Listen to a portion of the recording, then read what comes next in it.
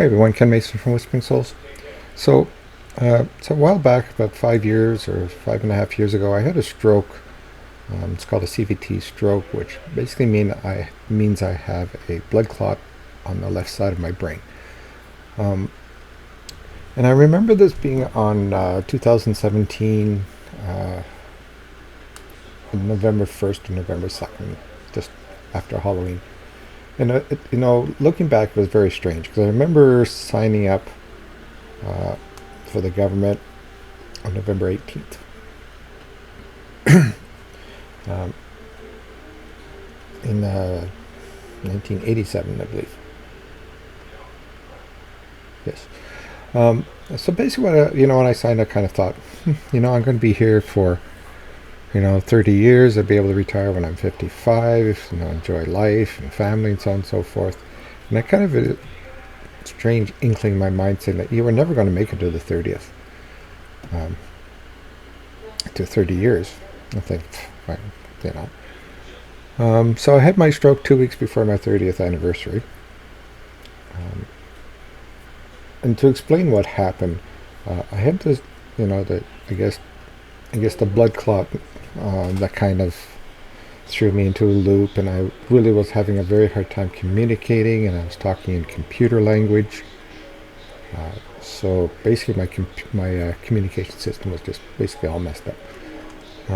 Then I had a seizure, and when I woke up, I didn't recognize what pens were. I didn't recognize anything. I was kind of like reborn.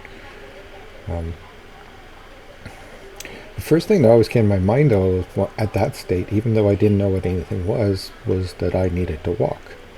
And this is where my recovery is coming from, and I'd like to talk to people who are having the same kind of stroke, because I heard one of my friends I knew 10 years ago apparently had a stroke similar to mine.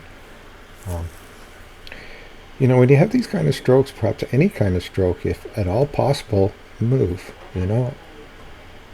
I was told in my brain somewhere along the line to go and move, to go walk. So I spent most of my time avoiding nurses, trying to get out of my room to walk. So after a day or two, they finally gave up on trying to stop me from walking. So for about 3 weeks, I just got out of my bed and I walked all day. My my talking got a lot better, my reading got a lot better, my writing sucked. But every day I improved, and I was able to, my wife was told that I would have to be in the hospital for a year for recovery, for be able to talk, be able to walk, and all that kind of stuff. So I left the hospital within 3 weeks. And I'm saying this not as like a victory for me, but it's a victory for anybody who get past the stress and the depression and the self hatred that we get when we have a stroke. I spent most of my time in the hospital. My wife came every second day, so there's a lot of days where I was just talking to other people, especially in the where the TV was, and I had family members come out and to help me out as well.